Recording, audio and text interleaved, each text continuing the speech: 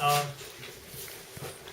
going to read three selections from, this is the second book I've put together, and I need to thank especially Ed Lieberthal for his scanning of this from typewritten pages. It wasn't in a computer, and I would have had to retype the entire thing if he hadn't scanned them for me. So I recognize Ed and appreciate him for his work.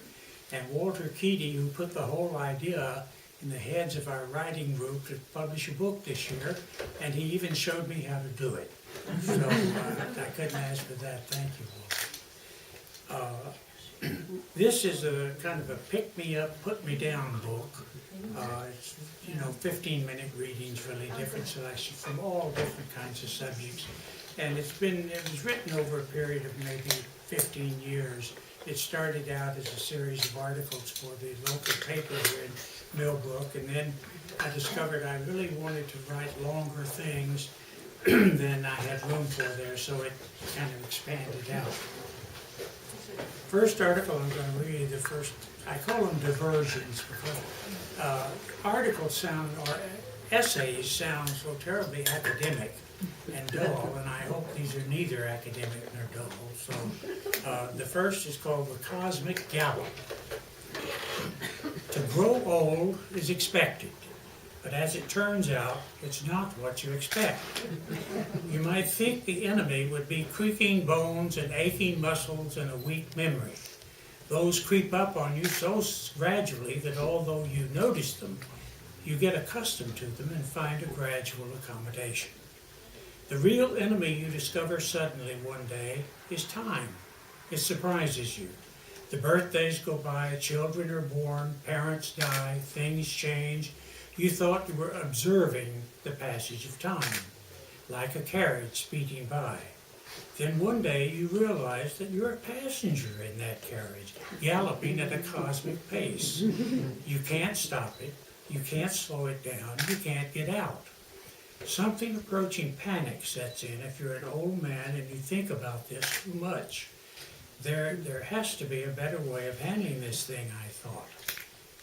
Didn't the Buddhists teach something about this? A thing they call mindfulness, an acute awareness of each moment as it passes. It sounded like something I could use in my battle against time. If I couldn't stop the minutes or slow them down, maybe I could make each one a richer experience.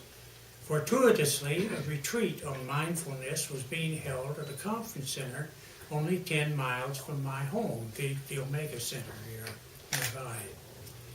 It was being led by the Zen master, Thich Nhat Hanh. I signed up eagerly. I wanted to learn how to milk every moment for what I could get out of it. I made a point of arriving early. The morning session was being held in a large tent that could cover 3 tennis courts. At the entrance to the tent were shelves to hold your shoes.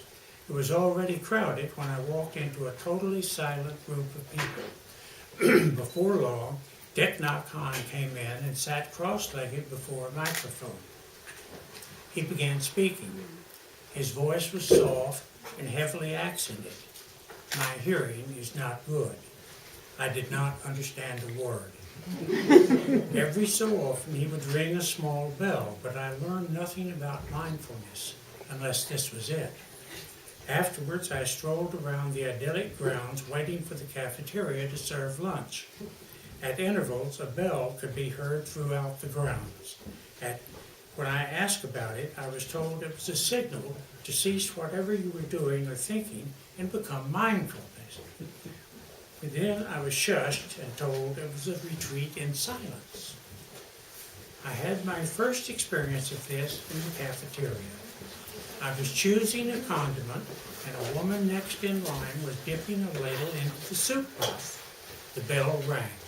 I found myself poised to spear a pickle, and the woman with a ladle full of soup teetering between her bowl and the soup pot waited.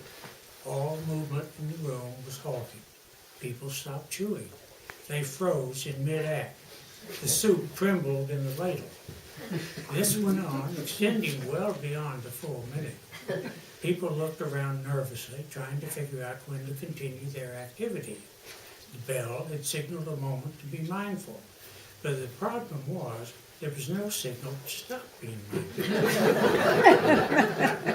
Little by little, people began to stir, and I was left wondering how this was helping me in my battle against time.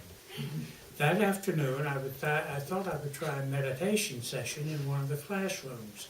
As usual, there was a place where you could leave your shoes outside. I was wearing a distinctive pair of Rockford loafers, so I was certain I would have little trouble finding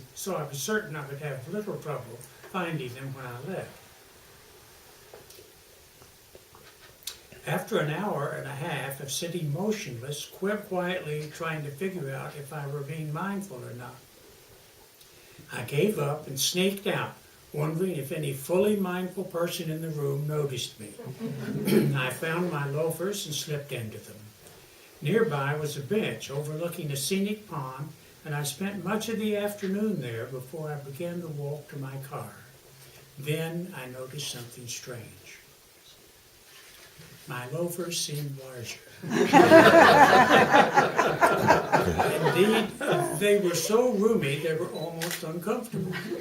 Distinctive as they were, these weren't my shoes at all. I hurried back to the classroom. The meditation was over and all the shoes were gone. At the office where I went to try and remedy the situation, I was told to leave a note on the bulletin board. I wrote a clear note of explanation and drove home, hoping to find a response the next day. There was nothing, so I decided to write what I thought was a cleverly Buddhist note, thinking it might be more likely to get attention. "I know you must be a compassionate man," the note said, "so you don't have to walk another day in my shoes to prove it." Still no response. The retreat was ending the next day. I loved those loafers and wanted them back, so I decided on a new strategy.